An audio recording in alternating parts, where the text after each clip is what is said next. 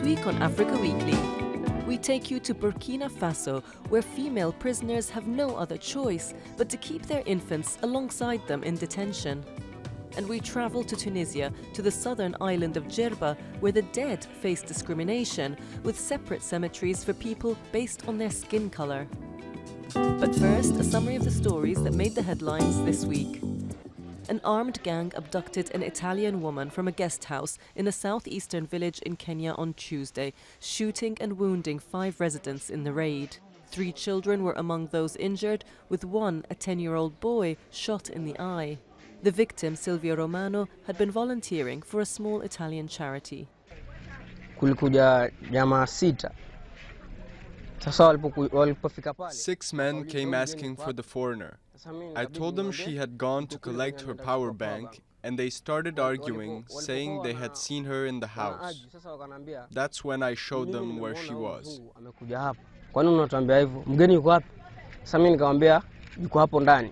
The kidnappers are believed to have escaped with their victim across the Galana River.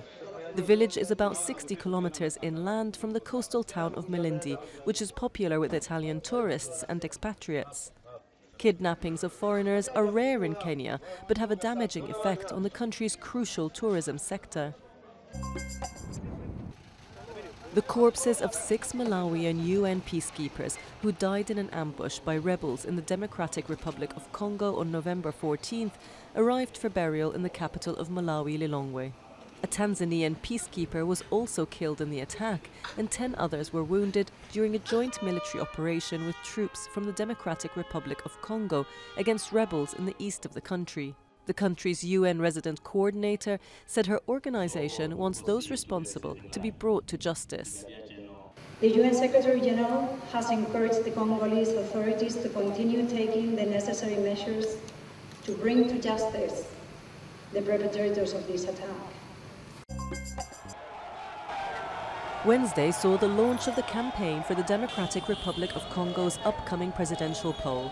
Voters on December 23rd will choose a successor to outgoing President Joseph Kabila, who has constitutionally remained in power as caretaker leader, even though his second and final elected term ended nearly 2 years ago.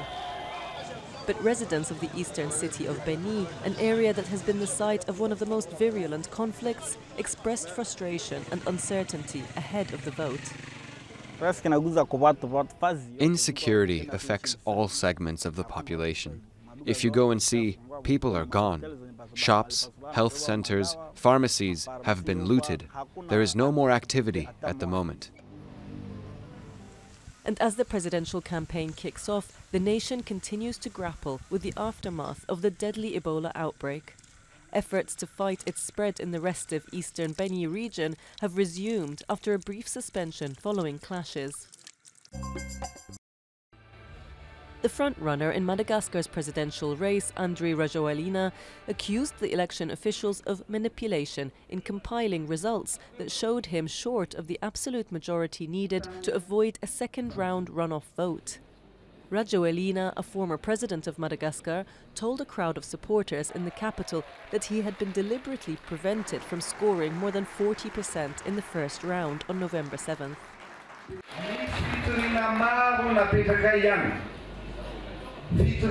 We have filed several complaints with irrefutable evidence. Stop corruption. Stop the hijacking of the people's votes. The other Madagascan presidential hopeful, Marc Ravalomanana, withdrew his legal complaints on Wednesday over alleged irregularities in the first round of the election. Boko Haram members killed 9 farmers and abducted 12 others in a village in the northeastern Nigerian state of Borno, the epicenter of jihadist attacks. On Monday, they stormed into fields outside Mamanti village, opening fire on farmers as they worked. Boko Haram has stepped up attacks on farmers and loggers in recent years, accusing them of passing information to the military. On Sunday, African Union leaders finally agreed measures compelling member states to pay their dues as part of a drive to reform a body often seen as being donor-dependent. Heads of state and ministers gathered at the body's headquarters in Addis Ababa for what was seen as a last-ditch attempt to push through reforms that have been mulled for nearly 2 years. The AU in 2016 charged its chairman, Rwandan President Paul Kagame, with getting reforms passed. But observers have said that time is running out because Egypt, which is set to assume the chairmanship, is thought to oppose aspects of the agenda. Although not all his reforms were passed, Kagame welcomed the progress made at the two-day summit. We've seen the Continental Free Trade Area come into place. We have seen these continued reforms happen.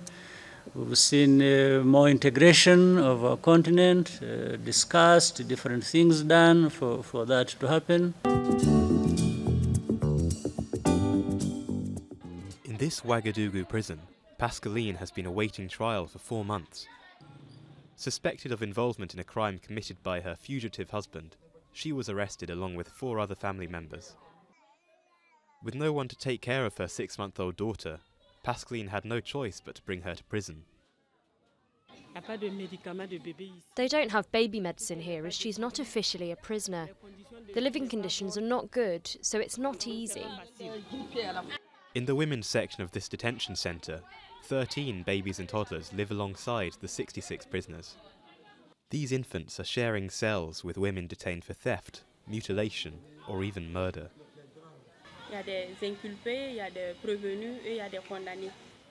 You've got the accused, the defendants, and the convicts. So at the moment the cells are a bit tight. They don't have much room. They're all stuck together because there's not enough space. Around 30 babies and children are thought to live in prisons throughout Burkina Faso, but they are not officially recognised by the authorities. No support is provided to their mothers when it comes to food and sanitary issues. In detention and correctional centers here, almost everything is treated with paracetamol, but babies need liquid medicine to swallow. That's something we need to take into account. In the current provisions, it doesn't exist. The incarcerated mothers rely on donations from charities, though these are few and far between. And in this West African country, freedom from prison does not necessarily mean freedom from the widespread poverty that makes raising a family so challenging.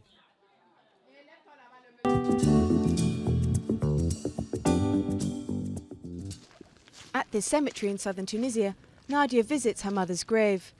In this district on the island of Djerba, dark-skinned inhabitants and those with lighter skin are not buried in the same place.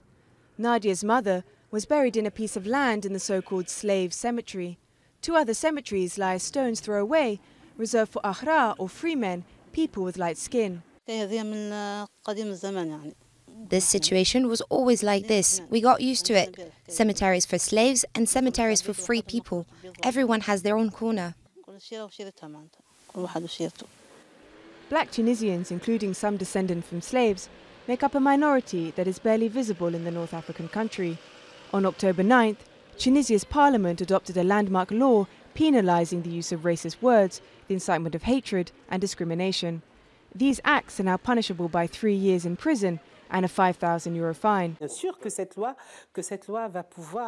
Of course, this law will free us somewhat from this sort of ghetto and separation. Today, when we ask to fix all this, we have something to head towards. We will head towards justice.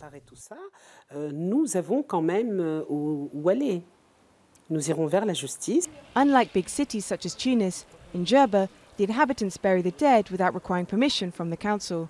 This allows for divided burial sites according to social status or even skin colour. Until today, town halls in Djerba use a designation on birth certificates referring to the master who granted freedom to the ancestors of certificate holders.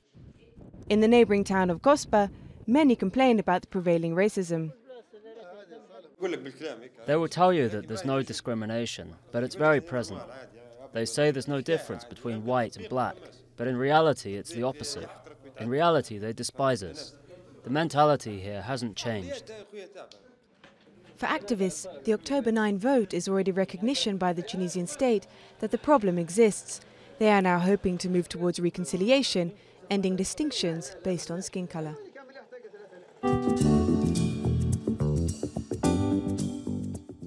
Malian singer Salif Keita presented his new album with a concert at the weekend in tribute of Ramata Diarra, a young girl with albinism who was killed some months ago in a suspected ritual crime.